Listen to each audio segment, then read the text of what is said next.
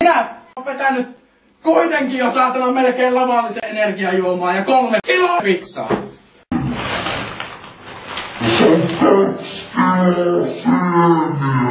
Tämmönen melopetti on saanut vedettyä.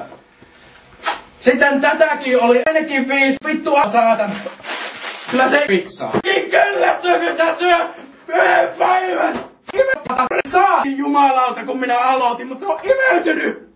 Kaikkea elämää on syönyt.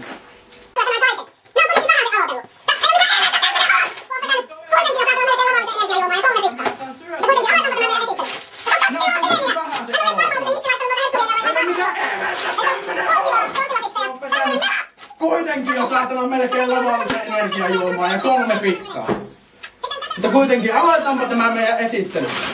Tässä on 2 kiloa sieniä! En oo edes varma, onko se nisti laittanut noita herkkusieniä vai jotain saatana silokkia. Siis.